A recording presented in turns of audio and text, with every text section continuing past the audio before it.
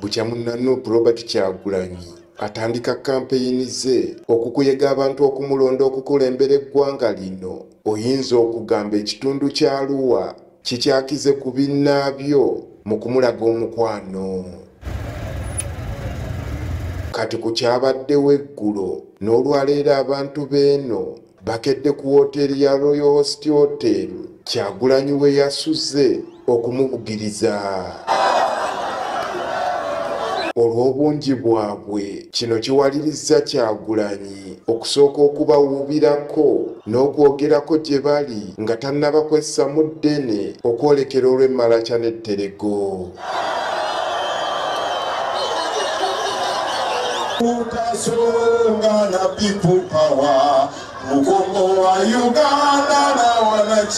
Mu ngeri naye ey'okubalaga omukwano ajaganyizza nabo okubazzaamu amaanyi mu lutalo lwe baliko olw'okununula eggwanga lino.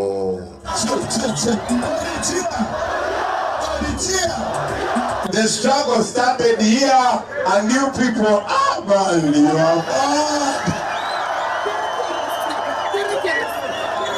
You saw what you did yesterday. If every city in Uganda does like that, Museveni would be history. Ono abagumizza nti terulikya n'abalyamu olukwe. Thank you very much, Arua. Thank you very much. I don't know how to pay you, but I promise you I will never change. I will be the same today and tomorrow and the other day. Kyagulanyi asimbudde okukwata olw'etterego n'abawagizi be ne bamuwondera.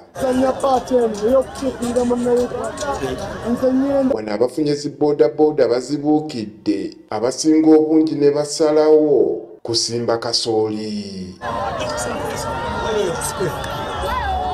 Ekibadde kirowoozebwa nti bamuwerekera kumufulumya kibuga mu mirembe, si bwe kubadde bano babadde bamalirivu okutambula naye yonna gy'alaga.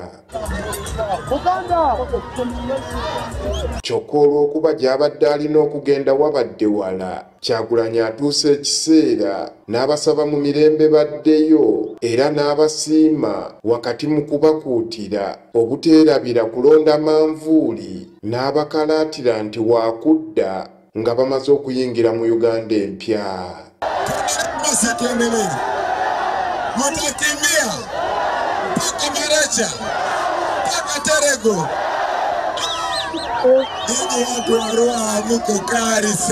Nabo bakkiriza kyabagambye era ne yeeyongerayo mu disitulikiti y'Etterego.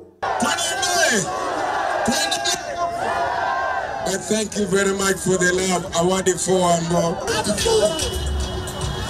Etterego y'emu ku disitulikiti empya eyakutulwa ku Arua mu mwaka gwa 2020. Ku Wandi Trading Center, Kyagulanyi waasoose okwogerako n'abawagizi be ne yennyamira olw'abali mu buyinza abatafuddeeyo kutuusa buweereza gye bali. Only known gun rule. You have only known poverty. But I tell you, Uganda has ever been better. If you think I'm lying, I want you to look at the roads that Amin made and the road that Museveni made. Look at the hospitals that Amin and Obote built and look at what Museveni has done. Bw'atuuse mu kitundu ky'ewangi nabo abasabye bamulonde azzeewo ettutumu ly'ekitundu kyabwe. That umbrella does not only mean Bobi Wine. It means new change. It means a new Uganda. New roads. New hospitals. New schools.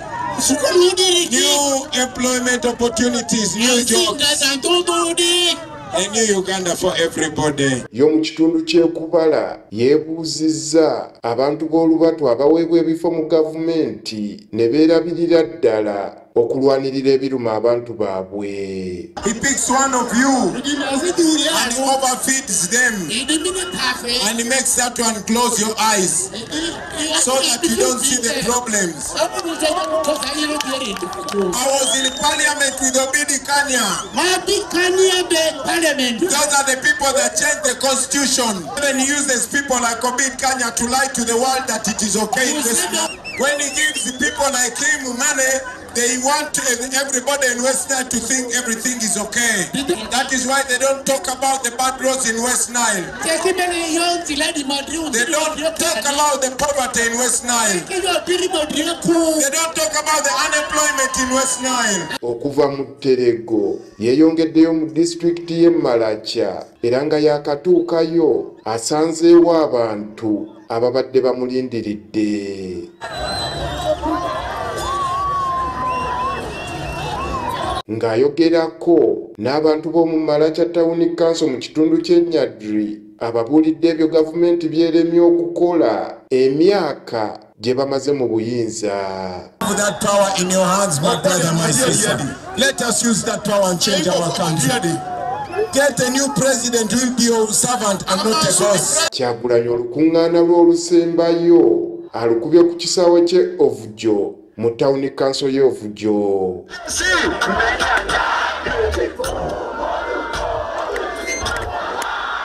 Nga bw'azaakola mu bitundu gy'ayise olwaleero ne wano asoose kubeebaza omukwano gwe bamulaze.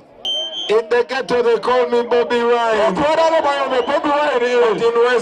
in West Nile they call me Obini. I am very humbled to be before you today. Thank you for this big welcome. This is not just a welcome, it is a statement. Kyagulanyi ategeezezza nti kano kabonero akalaga nti enjiri gy'atembeeta ebunye buli kitundu ky'eggwanga. This is not Masaka. This is not Luero. This is not Kampala. This is what? This is what? Now let me face the camera and tell the people of Kampala.